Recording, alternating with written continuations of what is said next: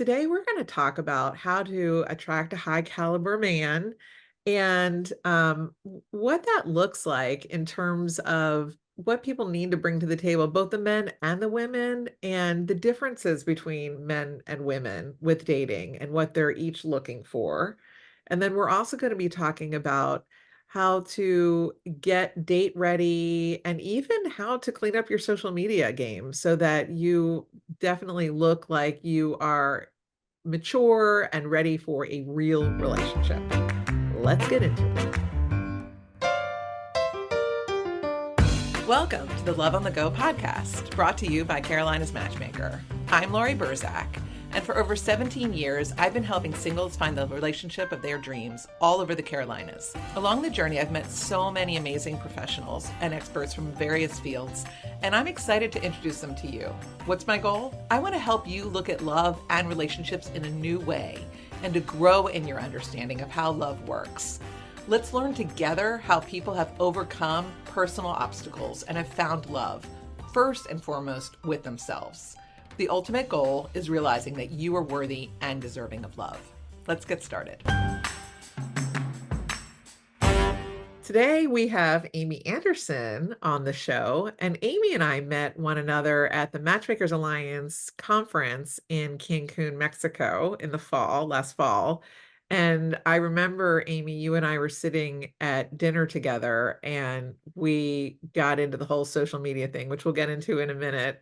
But Amy has been a matchmaker since 2003, and she owns Linx Dating, Linx, which is a high caliber matchmaking firm that focuses on relationship-minded professionals for more than 20 years. And it's essentially offline dating and a social network located in the heart of Silicon Valley. That's your niche. Plus, she has international clients as well. Welcome, Amy. Thank you so much for having me be here. I'm delighted to get down to this fantastic conversation with you and chat about all things love and relationships. For sure. So you are in the Silicon Valley. So are you attracting a lot of men that are the techie kinds of guys? Absolutely. So Linx is based in the heart of Silicon Valley, right near Google and Stanford University and Meta.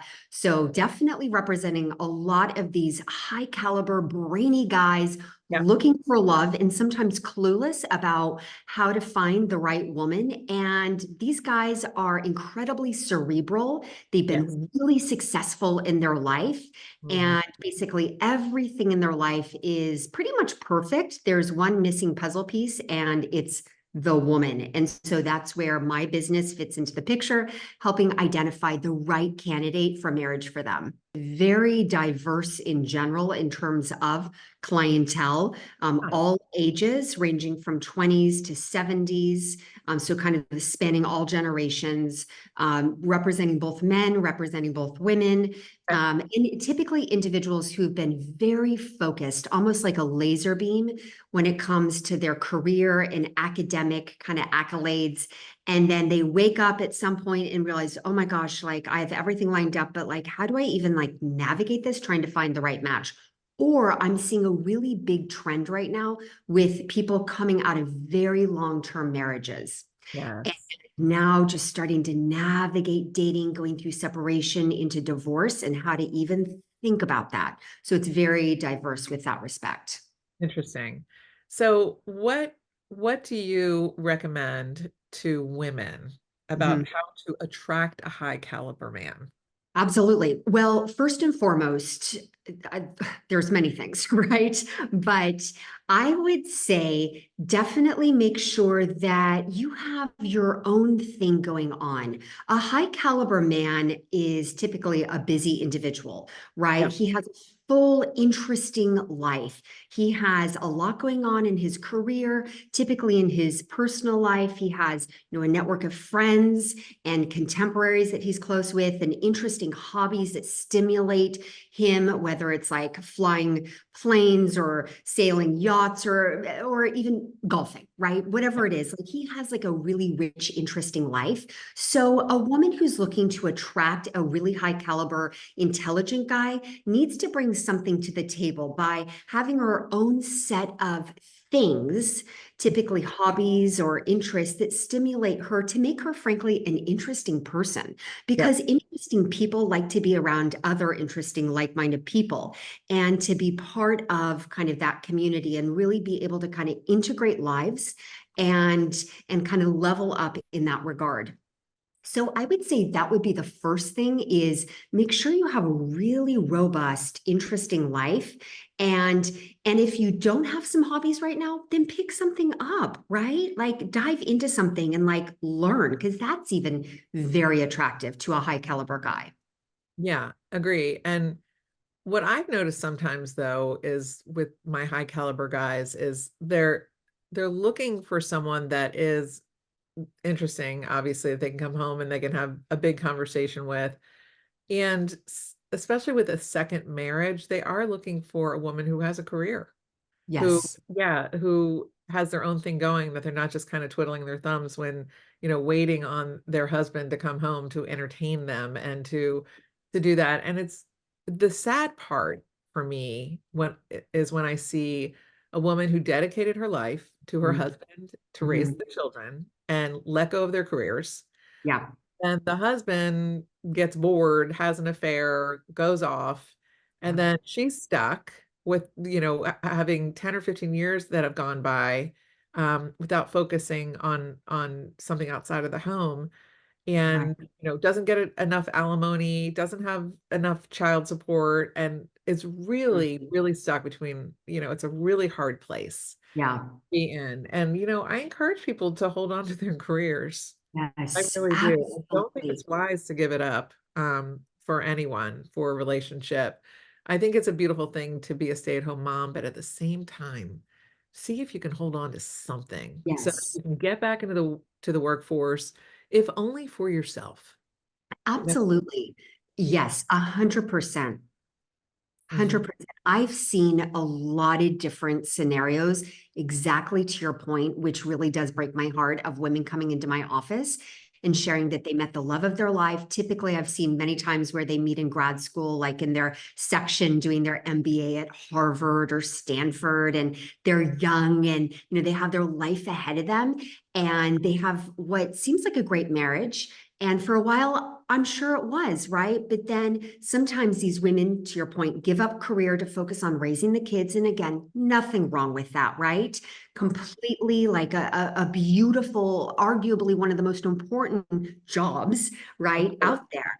But what I've seen time and time again is when these guys rise to a certain kind of level of power in their career, and everybody is kind of bowing down to them, right? They're almost like this deity when it comes to career. They carry a lot of that control to their personal lives and in the confines of the house, and that's where the marriage starts to break down. To your point, they have affairs or goodness knows what, right? And they really change. And so kind of the man that this woman originally married has become somebody else that she doesn't really know who that is. It's almost like a different identity. So I do think it's really important to keep the job, right? And even if a woman chooses to kind of give up career for marriage, I think to have things that fuel her outside of the marriage, because as we know in life, life throws curveballs, and inevitably there's going to be twists and turns and unexpected situations.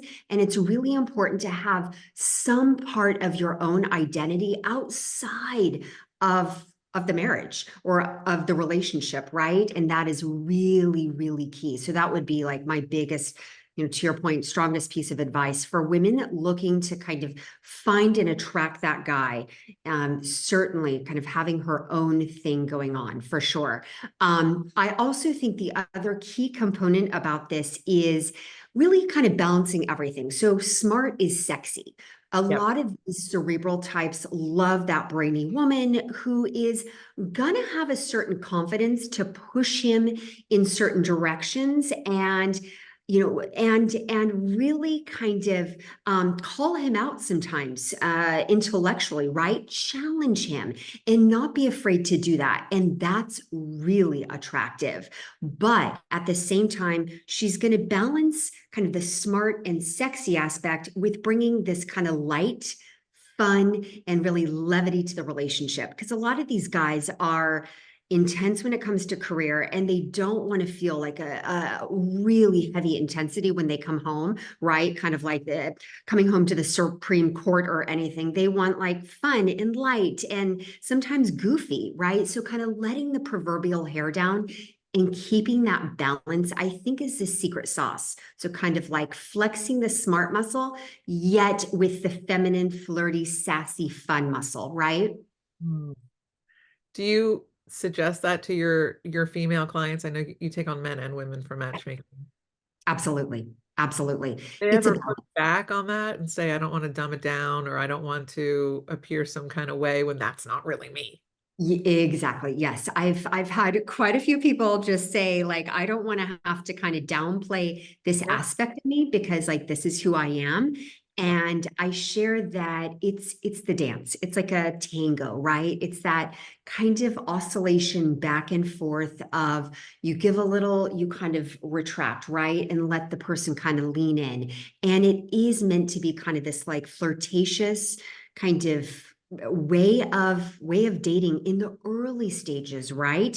And my belief is it's never about changing fundamentally who you are, but it's recognizing kind of your different energies and Mhm. recognizing that it is about kind of courtship and dating and allowing the man to kind of be the man and what it means to be the woman. And so there's different techniques with that, but somebody who's going to really push back and just say, I want to just flex the cerebral muscle the whole time, then might not fully kind of comprehend like what dating really should be because it should be fun and light and flirtatious and sexy at times.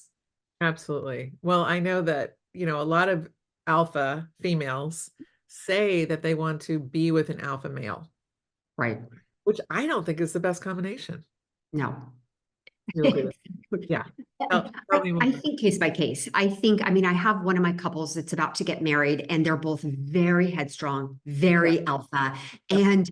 And they've actually joked, they're like, oh my gosh, we are literally clones of each other. And it's humorous for them, but they're like actually kind of like spooked by it because they are so similar. And for them, it works, right? Because I think he's really turned on by her strength and feminine ways and mind, which is like an aphrodisiac for him. And she's attracted to his ambitions and it just works for them. But I think for other couples, it's not necessarily the best combination, right? There has to be a bit more of a balance there. So I kind of treat all of my matches on a case by case Yeah. basis in terms of like really when I'm thinking about what's going to make a long-term match flow and really work and kind of the secret sauce. Sometimes it's definitely not two alphas. Yeah, I don't think it's a great idea. I mean, and the problem is when I do make that suggestion to my alpha women, go for a beta. They get Mhm. confused, and I say, what I'm really saying is find somebody who's secure in who Yes, he is. And obviously, right now we're talking about heterosexual relationships. right, Um, and and like it's okay to kind of be different in your energy systems. It doesn't mean that the guy is going to be a doormat. That's right. not what I'm talking about. But there has to be this symbiotic relationship, an Yeah, alpha beta. It doesn't matter who's the female, who's the male. Like it doesn't that energy, it doesn't matter. yeah. But it just needs to work. And so, I've made plenty of matches, and plenty of my women with my online dating management program have met that are sort of my CEO types, have met Oh, guys who are blue collar, guys who are, not at the same level in yeah, terms of work, but right. there's stuff that they do that is attractive to the woman that's different. They need to find something that's different from them.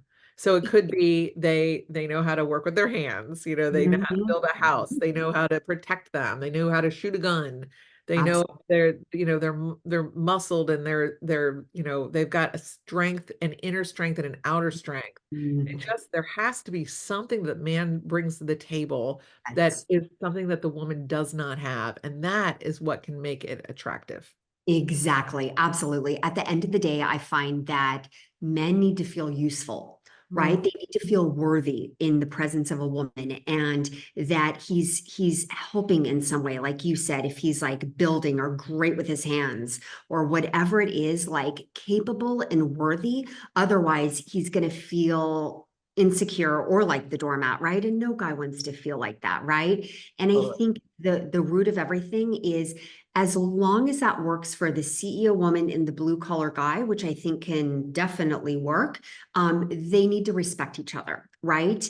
And if she respects what he brings to the equation, right?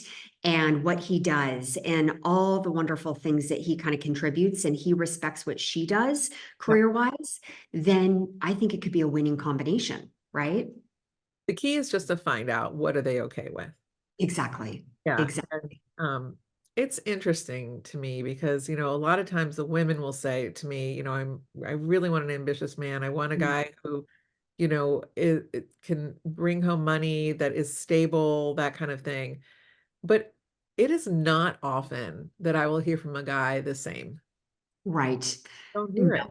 right. Guys are completely different in terms of their set of priorities and what they need and find attractive, Yeah. right? It's just, I think, a primal thing how women are thinking, logically in terms of like just that protection, that safety, that financial security, Right. right? Very, very different than the way that men are wired. I have very few guys that are saying, I need her to have a net worth that is the same as mine, right? Right. That said, I do a lot of thinking about this subject, and a lot of guys will tell me that having, a woman having some sort of, financial security is attractive. And that Mhm. doesn't mean having a massive bank account or, really complex investments or real estate holdings or anything like that. But I think it is having a sense of her own kind of relationship with money, and that her financial wheelhouse is, I'd say, at least kind of aligned with kind of his kind of values around finances. And that's a really complex subject that is not necessarily discovered till often much later on in the relationship. Of course, I'm a big proponent for couples to kind of put these topics on the table relatively early on and don't shove them under the rug, because the financial kind of financial angle is definitely a really big one, I think, to kind of start to unpack. But I think for guys, like a woman who has that wheelhouse in order is very attractive. And ideally, not being in debt, right? Not being in the red. Yeah. That's kind of the appeal for them. So what is it? This is a great conversation. What do you tell your clients? How do you open up that conversation about finances early on? Well, I always encourage my couples, like if any of my matches are kind of progressing, that things are starting to heat up physically, emotionally, now they're entering into exclusive territory very early on. Like we're talking 1 to 2 months into that relationship, to put all those kind of heavy topics on the table, and don't be scared. Don't let fear hold you back, right? Whatever it is, it could be about, one's previous sexual partners. It could be about the divorce that they're going through, or it could be about, finances, religion, goals for having kids, or not having kids, right? Whatever it is, kind of addressing the kind of proverbial elephant in the room, I think is really, really critical. There's different tips I give them about kind of how to kind of vocalize and verbalize it, right? So it's not like threatening or deemed intimidating. And it should be more like a conversation. And it might be a really almost kind of like you feel like you're in molasses, kind of like, oh, it's sticky, it's uncomfortable, but like it feels so good to just put it on the table and begin kind of unpacking that. And you don't have to have all the answers right away, but you're starting the conversation. And it's also a really powerful way to see how you're working through, one could argue, conflict or differences of opinions Yep. with your potential long-term partner, and see how you handle that, right? So this is a really big first step that I would encourage everybody to do. Yeah, I think that's great. And I also highly recommend prenuptial agreements. Yes, Absolutely. Which can be very complicated. And I think that it is, again, kind of putting that out there, right? About if the male requires that, or maybe the female requires that, being smart about like when to bring that up and bring that up in a non-threatening way, because even like that word gives people, oh my gosh, you're assuming the worst. You're Right. assuming we're totally in love, and you're assuming this negative, outcome that we're going to get divorced, and that can be really a scary thing. So it is the way that it's handled, kind of with kid gloves. Like, for instance, I have one of my married couples, and my former male client did not handle it in the best way about the prenup. She knew it was coming, but didn't know when or what it would look like or the details or anything like that, until one day in her inbox, she got an email from his two attorneys representing him Oh, with the prenup locked and loaded. And it's like, okay, dear so and so, read this and please sign. And she's like, what? And like very upset by it, because it was like this grenade that was thrown at her. And she's like, oh my gosh, like that was really insensitive. And yeah. I totally get it. It was hurtful. She was really hurt by that. Yeah, that's hard to recover from. So did they end up figuring it out or They did it did.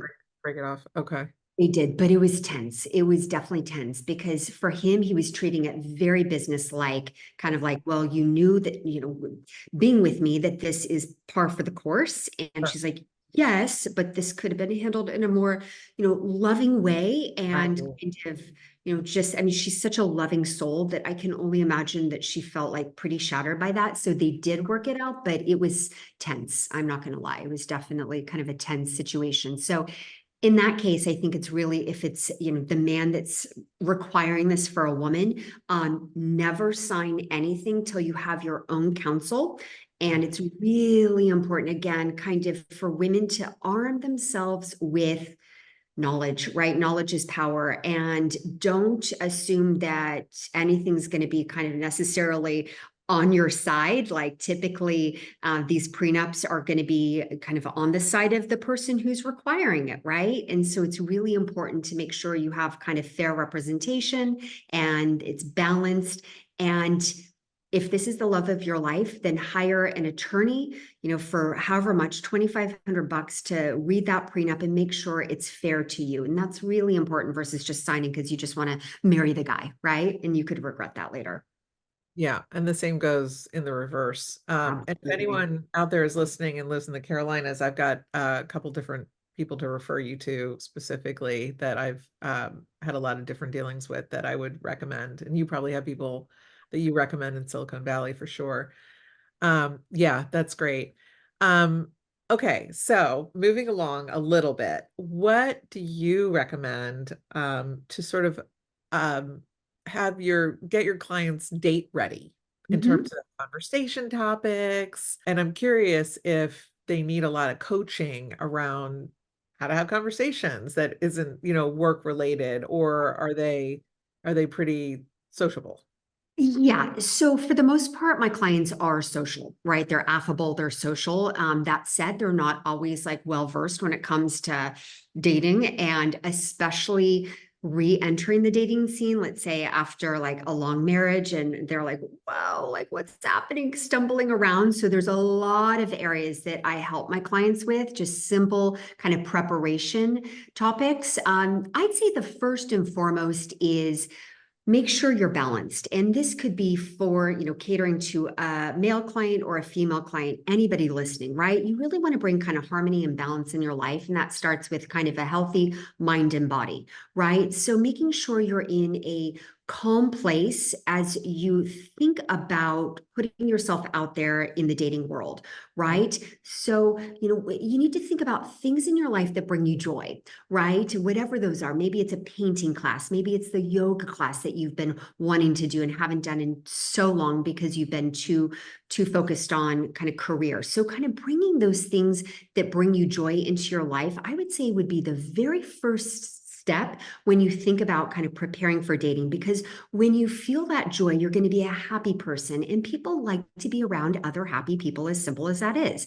And it's going to attract people into your life, right? And you're just going to seem to be radiating, happiness and joy and a smile, right? People want to be around people that are smiling and bring kind of that levity into their life versus like Debbie Downer or so serious or negative or tense or stressed, right? So that's like the simple thing, I would say. So start doing those activities that bring you joy.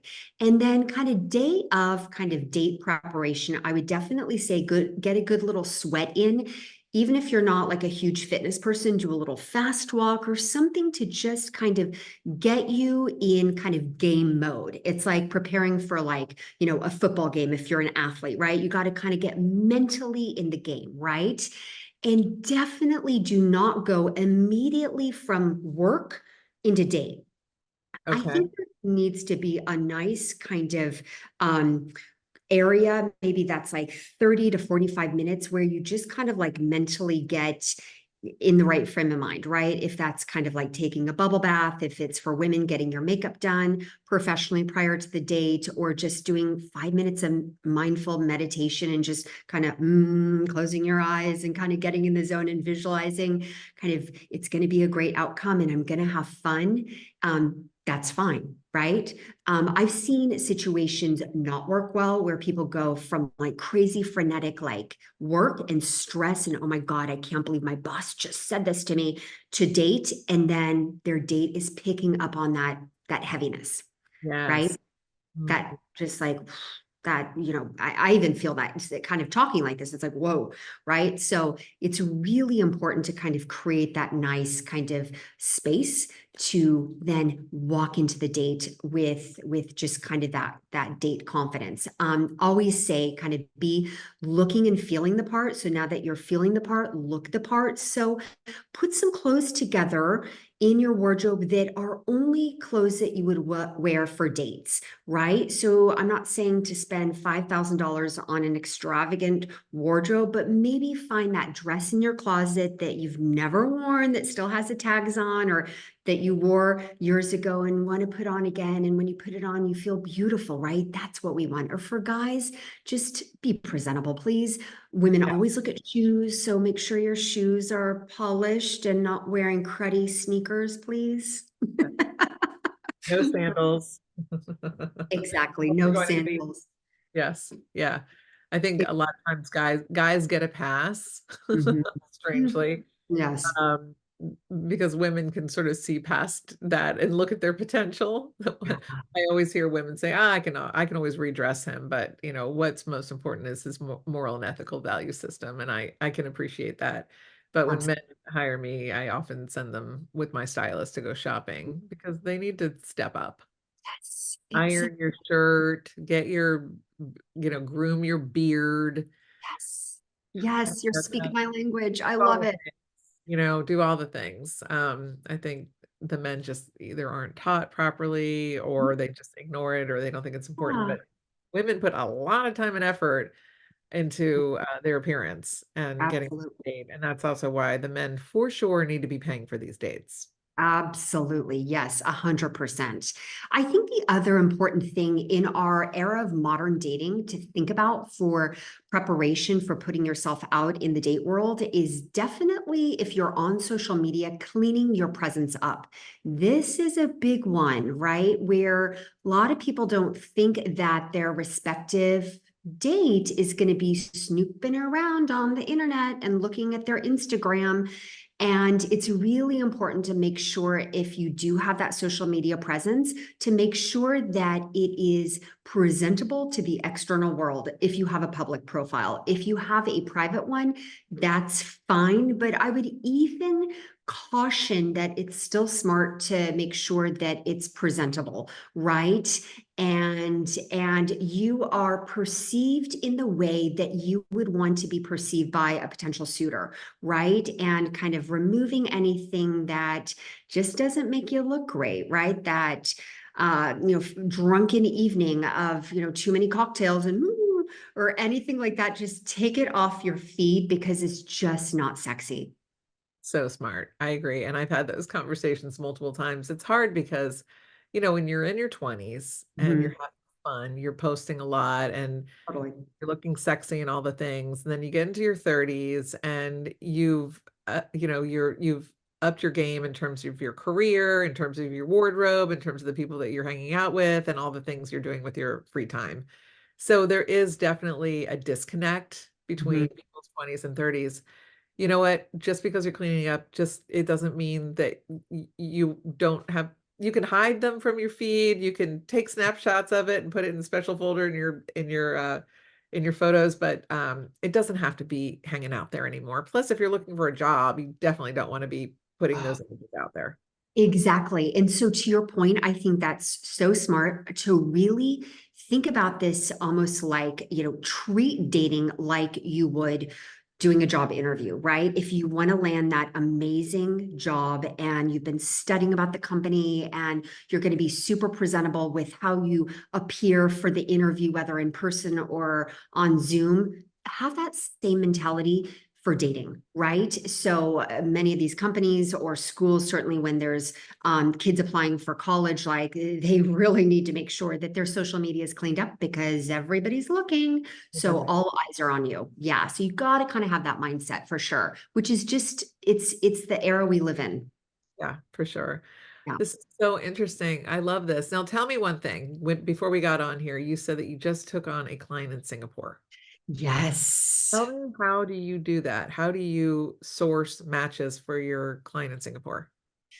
Well, we just closed the contract, so we're super excited about it. He's a young gentleman who's in his late 20s and looking for somebody really brainy Right. who will be able to just be a really lovely fit for long-term marriage for him. And we're starting to kind of think about how we're going to find these candidates. Okay. So it's something we haven't necessarily figured out yet. Okay. But one approach that we're going to do is contacting different universities in the United States and abroad. And a lot of them have amazing Singaporean or Malaysian clubs, kind of social clubs for Okay. their students and grad students. So we're going to reach out to those different clubs and basically introduce the respective kind of captain of the social club with this unique opportunity as we're kind of, professional romantic headhunters for this young man in Singapore and seeing if they can introduce us to any of their members, right, as kind of one avenue. We'll also do a big push on our social media, and we're starting to kind of think about what that's going to look like as a way to kind of put it out there in the ether and see if anybody kind of bites at this unique opportunity. But we're really excited at Linx. A lot of our clients are in Silicon Valley, but we do represent people outside of Silicon Valley, such as Puerto Rico or Texas, and Singapore is a first for us.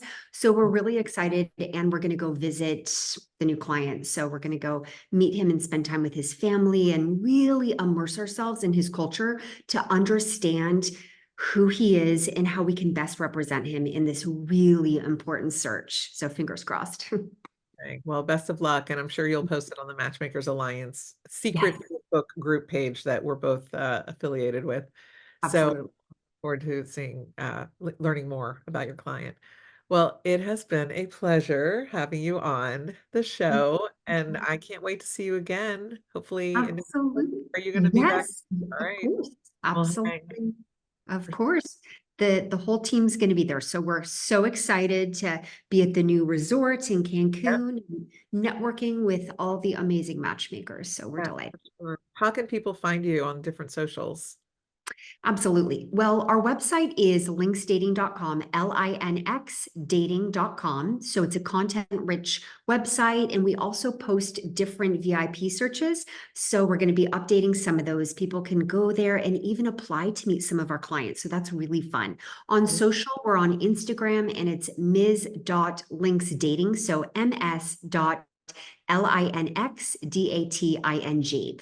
And that's the same for threads and whatever else we're on. TikTok, I think too. I have not looked at our TikTok in ages, so kind of bad with Uh, that. TikTok, I think you're at Links Dating. I don't think Yes, there's this before it. Okay, good. So Ms. Links Dating for Instagram and Threads, and TikTok at Links Dating. And this will all be in the show notes. Amy, thank you so much. It was a pleasure. It was awesome. Thank you so much for having me be here. Thanks for listening to Love on the Go. I hope you join us on our next episode. You can make sure to know when it is by following us wherever you listen to podcasts. Also, if you enjoyed it, it'd be great if you left us a review. I'd appreciate it. In the meantime, to learn more about me and how my team can help you, visit carolinasmatchmaker.com. Until next time.